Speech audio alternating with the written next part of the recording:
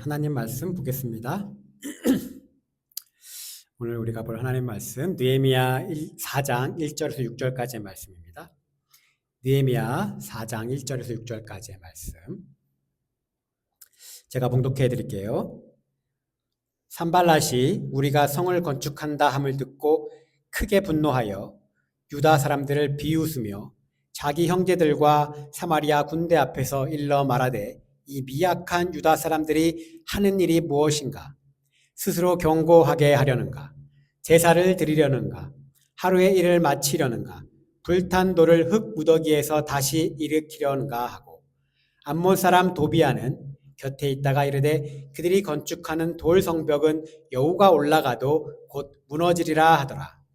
우리 하나님이여 들으시옵소서. 우리가 업신여김을 당하나이다. 원하건대 그들이 욕하는 것을 자기들의 머리에 돌리사 노략거리가 되어 이방에 사로잡히게 하시고 주 앞에서 그들의 악을 덮어두지 마시며 그들의 죄를 도말하지 마옵소서. 그들이 건축하는 자 앞에서 주를 노하시게 하였음이니이다 하고 이에 우리가 성을 건축하여 전부가 연결되고 높이가 절반에 이르렀으니 이는 백성이 마음들여 이를 하였음이니라. 아멘. 세계적으로 아주 유명한 판타지 소설 나니아 연대기를 쓴 영국인 기독교 변증학자이자 작가인 C.S. 루이스의 아주 흥미로운 책이 하나 있습니다. 1942년도에 출간된 스크루테이프의 편지라는 책입니다. 이 스크루테이프의 편지는 이 삼촌 사탄 스크루테이프가 조카 사탄 웜우드에게 보낸 31개의 편지를 담고 있는 책입니다. 즉 대장격인 사탄이자 자신의 조카인 신참 사탄에게 보내는 편지로 되어 있죠. 이 편지들은 웜우드가 요즘 담당하고 있는 사람, 그 책에서는 환자라고 나옵니다. 그 사람을 하나님으로부터 멀어지게 해서 결국 지옥으로 인도할 수 있도록 삼촌이자 상위 사탄인 스크루테이프가 가르치고 조언하는 내용을 담고 있는 편지입니다. 1941년도에 출간된 책임에도 불구하고 이 책의 작가인 C.S. 루이스의 이 사탄의 특징에 대한 탁월한 통찰력이 깊은 인상을 남겨줍니다. C.S. 루이스는 이 책을 시작하는 서문에 사탄에 대해 우리가 빠지기 쉬운 두 가지 오류를 지적하고 있습니다. 서문에 이렇게 기록되어 있습니다. 악마에 대해 생각할 때 우리 인류가 빠지기 쉬운 두 가지 오류가 있습니다. 그 내용은 서로 정반대이지만 심각하기는 마찬가지인 오류들이지요. 하나는 악마의 존재를 믿지 않는 것입니다. 또 다른 하나는 악마를 믿되 불건전한 관심을 지나치게 많이 쏟는 것입니다. 악마들은 이 두 가지 오류를 똑같이 기뻐하여 유물론자와 마술사를 가리지 않고 열렬히 환영합니다. 저는요, 이 말에 전적으로 동의합니다. 이 사탄에 대한 너무나 지나친 관심은 건강하지 못한 믿음 생활을 하게 만듭니다. 이 자신에게 일어나는 이 사소한 하나하나 일들을 이 사탄의 역사와 연관지어 잘못된 신비주의로 흘러갈 가능성이 아주 높죠. 그래서 반드시 우리는 조심해야 합니다. 그러나 이 성부, 성자, 성령의 하나님, 즉 삼위일체 하나님이 분명히 존재하시는 것처럼 사탄도 분명 이 세상에 존재한다는 것을 우리가 또한 반드시 기억해야 합니다. 그리고 지금도 사탄은 계속해서 우리에게 그의 영향력을 끼치고 있다는 사실 또한 우리가 잊지 말아야 합니다. 그래서 사도 바울은 에베소서 6장 10절과 11절에서 이렇게 말하고 있습니다. 마귀의 관계를 능히 대적하기 위하여 하나님의 전신갑주를 입으라. 우리의 씨름은 혈과 육을 상대하는 것이 아니요 통치자들과 권세들과 이 어둠의 세상 주관자들과 하늘에 있는 악한 영들을 상대함이라. 그래서 이 땅에서 이 믿음을 지켜가며 살아가는 그리스도인들의 삶을 우리는 영적 싸움으로 표현하기도 합니다. 예수님을 더 잘 믿으려고 하면 할수록, 더 깊은 신앙심을 가지면 가질수록, 그리고 일상에서 예수님의 말씀대로 살아가려고 최선을 다하면 할수록 영적인 싸움은 점점 더 거세지고 치열해지게 됩니다. 지난주 느헤미야 3장에서 예루살렘 성벽 재건의 의미는 단순히 이스라엘이라고 하는 나라의 회복이 아니라 하나님을 예배하는 나라와 백성들의 회복임을 우리는 보았습니다. 이 단지 성벽이라고 하는 건축물을 회복하는 것이라면 그들에게 별다른 일이 일어나지 않았을지도 모르겠습니다. 그러나 이 믿음과 예배의 회복, 이 바울의 표현대로 어둠의 세상 주관자들과 하늘에 있는 이 악한 영들이 과연 그 회복을 가만히 앉아서 잘한다 하며 구경만 하고 있었을까요? 그럴 리가 없을 것 같습니다. 그래서 성벽 재건 공사를 이제 막 시작하려고 하는 그때 느헤미야와 성벽 공사에 참여한 사람들인 그들에게 영적인 싸움이 찾아오게 됩니다. 오늘 느헤미야 4장 1절 말씀은요, 이렇게 시작하고 있습니다. 산발랏이 우리가 성을 건축한다 함을 듣고 크게 분노하여, 건축한다 함을 듣고 크게 분노하여. 느헤미야는 산발랏이 그냥 단순히 기분 나빠하거나 화를 내는 것에서 그치지 않고 어떻게 기록하고 있습니까? 크게 분노했다. 그런데요, 이 본문을 읽으면서 여기서 한 가지 궁금증이 생깁니다. 이 산발랏의 입장에서 이렇게 크게, 이게 그렇게 크게 분노해야 할 만한 일인가? 이 사마리아의 총독인 산발랏이 유다 지역인 예루살렘 성벽을 재건하는 일과 도대체 무슨 관계가 있기에 이렇게까지 크게 분노하는 것인가?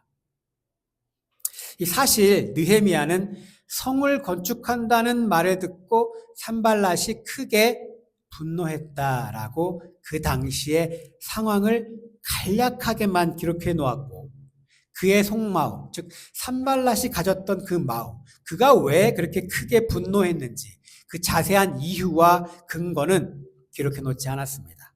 그래서 그가 크게 분노하게 된 그의 속마음을 사실 우리가 알 길이 없습니다. 하지만 그 당시의 역사적 정황과 정세를 분석하고 연구한 학자들의 도움으로 이 산발랏이라고 하는 이 사람이 예루살렘 성벽이 재건되는 것에 왜 그렇게 크게 분노했는지 어느 정도는 우리가 한번 추론해 볼 수 있습니다. 이 산발랏은요, 사마리아 지역을 다스리던 총독이었다라고 제가 여러 번 말씀드렸죠. 그런데 그 당시 이 성벽이 무너졌고 지도자가 없었던 예루살렘과 유다 지방을 이 산발랏이 실질적으로 통치를 하고 있었던 것 같습니다. 이 사마리아와 유다 지방에서 모두 통치자로, 총독으로 군림하고 있었던 것이죠. 그런데 어느 날 유다 지방 총독으로 페르시아의 왕의 총애를 받던 사람이 하나가 옵니다.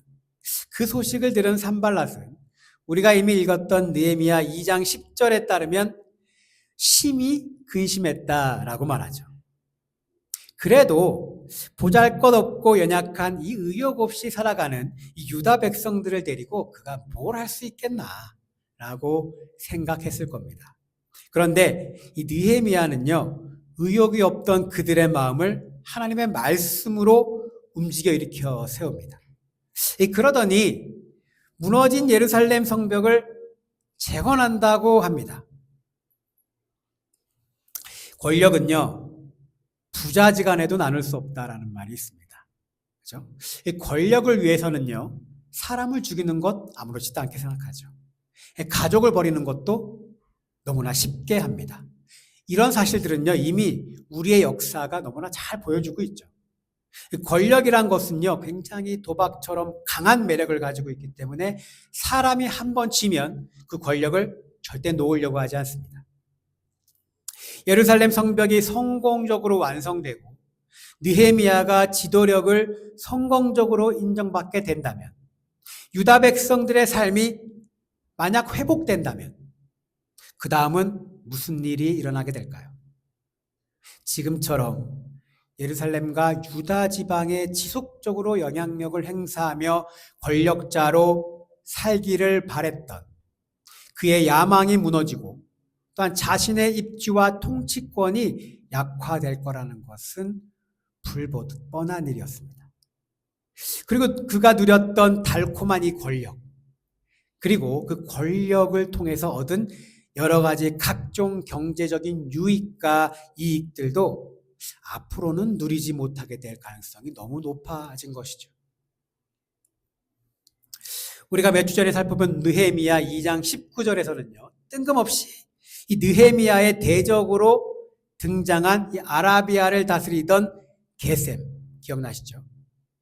그 아라비아를 다스리던 게셈도 분명 산발락과 협력해서 유다와 예루살렘에 영향력을 행사함으로써 이 얻어왔던 유익과 이익을 느헤미야로 인해, 성벽 건설로 인해 빼앗길 수도 있다는, 즉 지금 말로 하면 자기가 날로 먹고 있었던 그 밥그릇을 빼앗길 수도 있다는 강력한 위기감이 들었기 때문에 성벽 공사를 방해했을 것이 분명합니다. 그들은요, 예루살렘 성벽이 재건됨으로 인해 자신들의 영향력이 줄어드는 것을 도저히 참을 수 없었던 것이죠. 그리고 이것이 분노로 터져나오게 된 것입니다.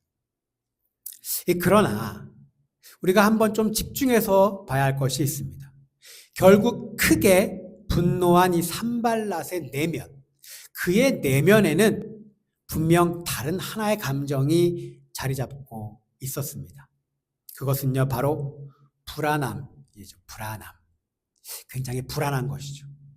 유다와 예루살렘에 대한 영향력과 통치력이 위축될 것이라고 하는 그 불안함. 지금까지 내가 누려왔던 유익과 이익을 더 이상 얻지 못할 수도 있다는 그 불안감. 자기 것을 빼앗길지도 모른다는 그 불안감. 결국 그의 큰 분노는요, 그의 불안함에서 온 것인 것을 우리가 알 수 있습니다. 그의 불안함은요, 분노와 더불어서 오늘 말씀에서 두 가지의 행동으로 표출됩니다. 바로 비웃음과 조롱, 그것이 바로 두 가지 행동입니다. 오늘 본문 말씀 2절에는요, 이 산발랏의 조롱과 비웃음이, 3절에는요, 도비아의 조롱의 말이 기록되어 있습니다. 한번 말씀을 보겠습니다. 자기 형제들과 사마리아 군대 앞에서 일러 말하되 이 미약한 유다 사람들이 하는 일이 무엇인가? 스스로 경고하게 하려는가? 제사를 드리려는가? 하루의 일을 마치려는가? 불탄 돌을 흙 구더기에서 다시 일으키려는가 하고, 암몬 사람 도비아는 곁에 있다가 이르되 그들이 건축하는 돌 성벽은 여우가 올라가도 곧 무너지리라 하더라. 그들은요, 이 대놓고 느헤미야와 유다 백성들을 지금 조롱하고 있습니다. 힘도 없고 별 볼 일 없는 니들이 뭘 한다고? 니네같이 별 볼 일 없고 연약한 애들이 집도 한번 안 지어본 너네들이 무슨 성벽을 짓겠다고? 거기서 예배나 제대로 드릴 수나 있겠냐? 성벽 쌓을 재료는 있고 지금 저기에 불타버린 흙과 돌로 니들이 성벽을 제대로나 쌓을 수 있겠냐? 지나가는 개가 웃겠다. 한글로는요, 이렇게 표현했지만 사실 성벽 건설을 못하게 하기 위한 조롱이기 때문에 실제로는요, 훨씬 더 자극적이고 심한 언어로 그들을 조롱하고 비웃었을 겁니다. 그리고 도비아는요, 한술 더 뜨죠. 니들이 건축한 성벽에 여우 한 마리만 올라앉아도 그거 다 무너져 버릴걸? 라며 코웃음 치며 낄낄거리며 비웃었을 겁니다. 그런데요, 다른 사람에 대한 이 조롱과 비웃음은 사실 농담으로도 하지 말아야 하는 최악의 행동입니다. 이 비판과 비방은요, 그 비판과 지방은 어느 정도 긍정적인 면이 있습니다. 그것은요, 사람을 변화하게도 할 수도 있습니다. 그런데요, 이 비웃음과 조롱은 정말로 최악, 악질 중의 악질입니다. 그래서 영국의 작가인 토마스 카알라일은 이 조롱을 이렇게 표현했습니다. 조롱은 마귀의 언어다. 마귀의 언어다. 저는 무조건적인 비판과 그 비판이 아니라면, 비판과 비방이 아니라면 이 건강한 비판과 비난은 반드시 필요한 것이라고 생각합니다. 즉 행동과 말에 대한 비판과 비방은요, 듣는 사람이 물론 기분 나쁠 수는 있을 겁니다. 그러나 자신의 모습을 돌아보게 하고요, 조금 더 성숙한 사람으로 성장해가는 부정적이기도 하지만 긍정적인 역할도 하기도 합니다. 그러나 이 조롱과 비웃음은요, 긍정적이라는 점 자체가 없습니다.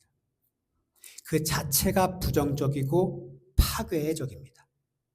이 조롱과 비웃음은요, 상대편의 인격을 모욕하는 거고, 그 사람을 좌절시키기 위한 것이고, 자존감을 무너뜨리는 것이고, 비참한 마음이 들게 합니다. 이 조롱의 이면에는요, 내가 너보다 훨씬 더 우위에 있어 라는 다른 사람의 인격과 자존감을 깔아뭉개는 우월감이 그 조롱에 깔려 있다는 거죠. 그래서 실제로 이 조롱과 비웃음으로 인해 많은 사람들이 무너져 내리기도 합니다. 이 산발락과 도비아는요, 자신들의 마음에 찾아온 이 불안함이라는 것을 조롱과 비웃음이라는 행동으로 옮겼습니다. 그리고 오늘 본문에 등장하는 또 다른 한 사람, 느헤미야. 그도 마음에 극도의 불안함이 찾아왔습니다. 이 느헤미야의 기도인 오늘 말씀 4절과 5절을 보면 그의 불안함을 느낄 수가 있습니다. 그리고요, 그도 산발락과 같이 그의 불안함이 분노로 바뀌어서 나타납니다. 이 4절과 5절 말씀을 한번 보겠습니다. 우리 하나님이여 들으시옵소서. 우리가 업신여김을 당하나이다. 원하건대 그들이 욕하는 것을 자기들의 머리에 돌리사 노략거리가 되어 이방에 사로잡히게 하시고 주 앞에서 그들의 악을 덮어두지 마시며 그들의 죄를 도말하지 마옵소서. 여러분들은 이 느헤미야의 기도를 읽고 어떤 마음이 가장 먼저 드십니까? 이 기도를 보면 느헤미야가 지금 어떤 기도를 하고 있습니까? 그의 대적들에게, 하나님, 그의 대적들에게 나 대신 복수해 주십시오. 보복해 주십시오. 라고 지금 강력하게 요청하고 있습니다. 그렇다면 우리가 한 가지 궁금증이 들죠. 하나님께 나를 괴롭게 하는 사람들에게 내가 당한 것과 같이 똑같이 복수해 달라고 기도해도 되는 걸까요? 솔직히 그리스도인들이 느헤미야처럼 기도하면 그럼 안 되는 거 아닌가요? 이 시편을 보게 되면 이 하나님께 대적들에 대한 보복을 요청하는 소위 복수의 시들, 복수의 시편들이라 불리는 시들이 많이 있습니다. 그런데 실제로 느헤미야의 기도를 포함해 이런 시들에 대한 논쟁들이 계속 있어 왔습니다. 너희를 핍박하는 자를 축복하고 악을 악으로 갚지 말아야 하고 불의한 대우를 받으면 참아야 하고 원수를 사랑하라라는 이 성경적인 가르침에 맞지 않는 부적절한 기도다라는 의견과 그의 대적들을 향해 물리적으로 직접 행동으로 하는 것보다 그의 분노를 기도를 통해 하나님께 표현하는 것이 더 나은 것이다 라는 의견으로 갈립니다. 그러면 여러분의 생각은 어떠신가요? 전자인가요? 아니면 후자인가요? 어느 쪽이신가요? 여러분, 무기로 무장한 사마리아 군대를 대동해서 그들 앞에서 지금 느헤미야와 유다 백성들이 다 들을 수 있게 대놓고 조롱하고 비웃으며 위협하는데, 그를 통해서 그들의 성벽 공사를 좌절시키려고 지금 시도하고 있습니다. 이 성벽 공사가 중단되면 어떡하지? 유다 백성들이 자존감이 무너져 내려 성벽 건설을 그만하겠다라고 하면 어떡하지? 대놓고 이 불안함과 공포 분위기를 조성하는 상황에서 느헤미야라고 왜 불안하지 않았겠습니까? 느헤미야가 우리보다 더 나은 사람입니까? 느헤미야가 하나님인가요? 아니죠. 느헤미야도 우리와 똑같은 감정을 느끼는 연약하고 평범한 한 인간에 불과합니다. 사랑하는 성도 여러분, 우리가 우리의 생각과 마음에 생겨나는 이 감정들을 우리가 통제할 수 있습니까? 우리가 컨트롤할 수 있나요? 우리에게 어느 순간 갑자기 찾아오는 불안감, 혹은 상황에 따라 찾아오는 좌절감, 때때로 느껴지는 수치감, 다른 사람에 대한 질투심, 그리고 허무한 마음, 우울감 등 우리가 기도하며 절대 이런 감정들을 느끼지 않겠다라고 간절히 다짐하고 마음 먹는다고 해서 이런 감정들이 생겨나지 않나요? 사람마다 경중의 차이는 있겠지만 이 모든 것들은요, 인간이라면 자연스럽게 오는 감정들입니다. 이런 감정들이 우리의 생각과 마음에 생겨나는 것을 우리는요, 막을 방법이 없습니다.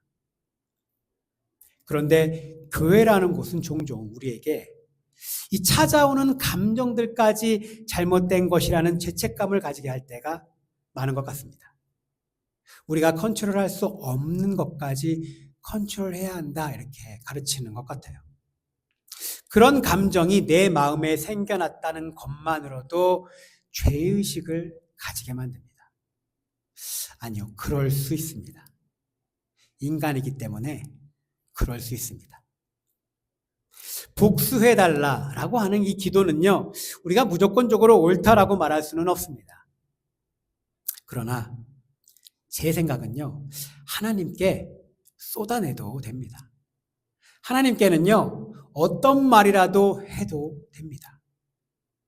누구에게도 하지 못하는 말, 나의 분노, 화, 하소연, 누구도 모르는 나의 비밀까지도 하나님께는요, 털어놓을 수 있는 거 아닌가요? 하나님께 우리의 억울함을, 분함을 털어놓을 수 있는 거 아닌가요?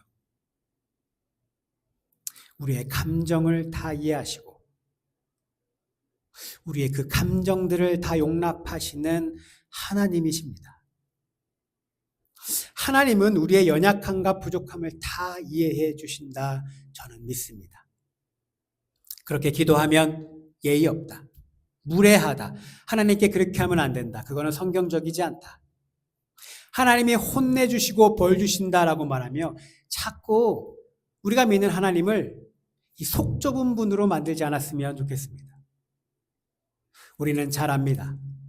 우리가 느헤미야처럼 보복해달라고 기도한다고 해서 정말 하나님이 나를 위해 내 대적들에게 복수해 주지는 않는다는 사실을 우리는 너무나 잘 압니다.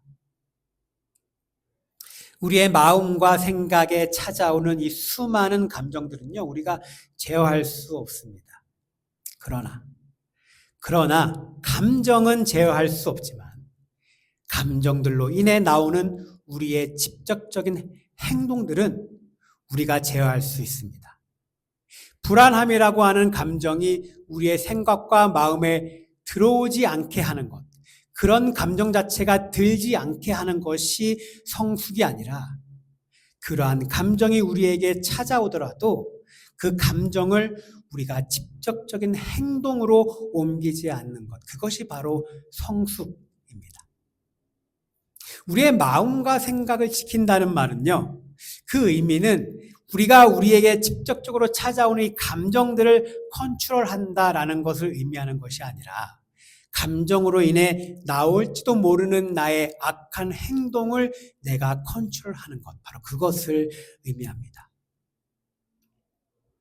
오늘 본문 말씀에 불안함이 찾아온 산발락과 느헤미야, 저는 이 두 사람의 대조적인 행동에 주목했습니다.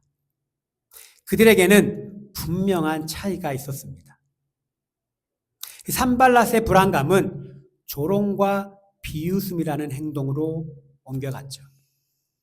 그러나 느헤미야의 불안감은 그들을 직접적으로 겨냥한 조롱과 비난, 보복과 분노가 아니라 기도를 통해 하나님께 쏟아놓는 바로 그 행동으로 옮겨갔습니다.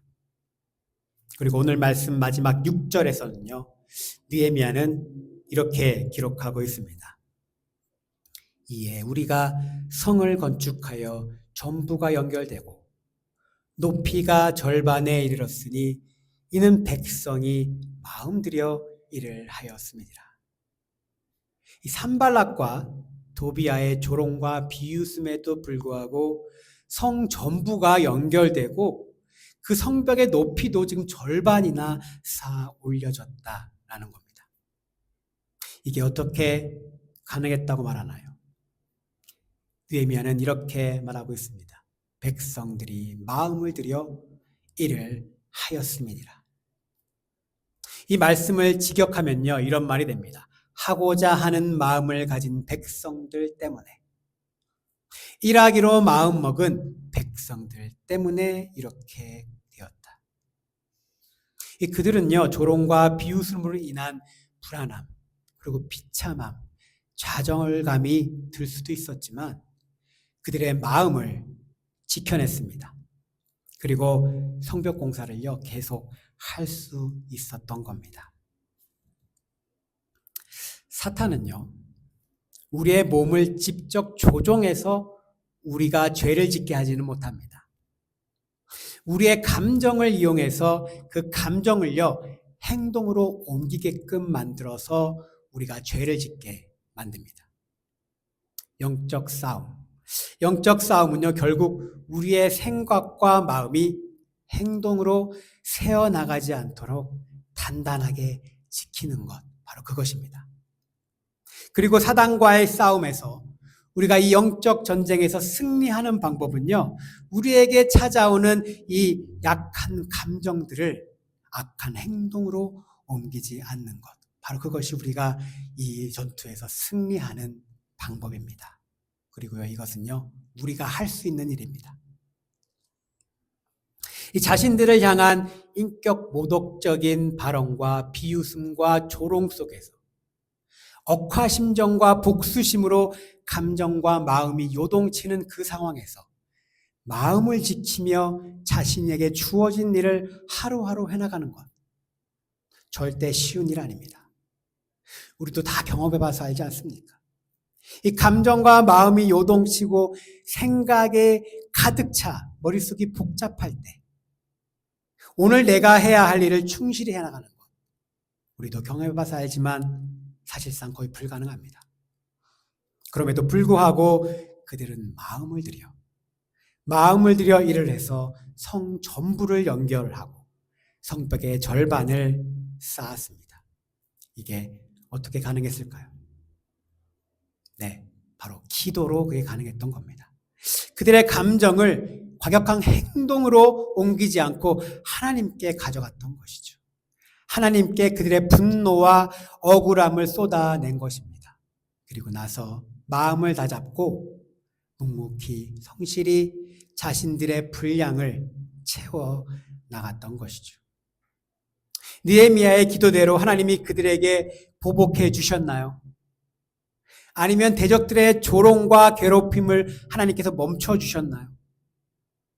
아니면 천사들을 딱 보내주셔서 그들을 보호해 주셨나요? 아니요. 그들의 상황과 환경은 하나도 변한 것이 없었습니다. 그럼 무엇이 변했나요? 그들의 마음이 변했습니다. 그들의 생각이 변했습니다. 그들의 행동이 변했습니다. 어려운 상황 속에서의 기도는요, 상황과 환경을 바꿔주는 것이 아니라, 또한 어떠한 대단한 기적을 일으키게 해주는 것이 아니라, 어려운 상황 속에서의 기도는요, 우리의 마음과 생각을 지키기 위해 우리가 하는 것입니다. 빌립보서 4장 6절에서 7절 말씀을 보면요, 사도 바울이 말합니다. 아무것도 염려하지 말고 다만 모든 일에 기도와 간구로 너희 구할 것을 감사함으로 하나님께 아뢰라. 그리하면 모든 지각에 뛰어난 하나님의 평강이 그리스도 예수 안에서 너희 마음과 생각을 지키시리라. 불안함이 찾아올 때 자신들의 마음을 지키지 못한 산발락과 도비아는 결국 조롱과 비웃음으로 사탄의 하수인 역할을 하게 되었고, 느헤미야는 같은 불안감이라는 감정에 사로잡혔지만 그들을 조롱하고 비웃으며 보복하고 분노하는 것으로 그의 행동을 표출한 것이 아니라 기도로 자신의 마음과 생각을 지켜 하나님께 맡겨주신, 하나님께서 자신에게 맡겨주신 일을 지체하지 않고 묵묵히 해나감으로 이 영적 싸움을 이겨나갔다는 겁니다. 제가 오늘 말씀을 시작하면서 언급했던 C.S. 루이스의 책, 스크루테이프의 편지라는 책을 읽다 보면 한 가지를 우리가 깨닫게 됩니다. 바로 내가 스크루테이프의 조언과 지시를, 그 사탄의 조언과 지시를 따르는 그 조카 웜우드였다는 사실입니다. 나의 야망, 나의 욕심과 나의 유익과 나의 이익을 위협하고 혹시 나의 밥그릇을 뺏길지도 모른다는 그런 불안감이 드는 그 상황에서 그것을 뺏어가려고 위협하는 사람들을 향해 조롱과 비웃음이란 행동으로 사탄의 하수인 역할을 내가 해왔다는 사실을 깨닫게 됩니다. 내가 나의 생각과 마음을 지키지 못하고 그 감정들을 행동으로 직접 옮겨 다른 사람들에게 상처를 주고 하나님과 멀어지게 하고자 하는 이 사탄의 계략을 내가 실행해 왔구나라는 사실을 깨닫게 됩니다.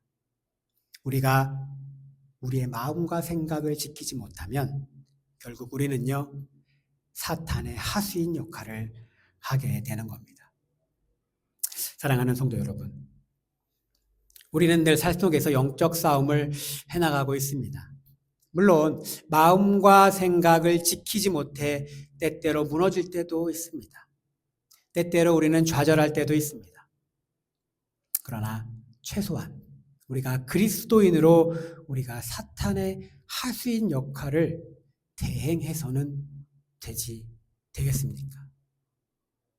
혹시 일상을 살아가다 우리의 감정과 마음이 요동치는 상황이 찾아올 때 오늘 느헤미야와 유다 백성들의 모습을 떠올리며 우리가 그 감정들을 행동으로 옮기기 전에 먼저 하나님께 기도해 보아 기도를 통해 여러분의 감정을 쏟아내는 것은 어떨까요? 여러분의 삶이 그렇게 되기를 소망합니다. 그러면 분명 하나님께서 불안함이 행동으로 옮겨가지 않게 우리의 마음과 우리의 생각을 지켜주실 것입니다. 우리의 마음과 생각을 지켜 이 땅에서 치열한 영적 전쟁에서 모두 승리하는 한 주간을 살아가시는 우리 모든 성도님들이 되시기를 주님의 이름으로 간절히 축복합니다.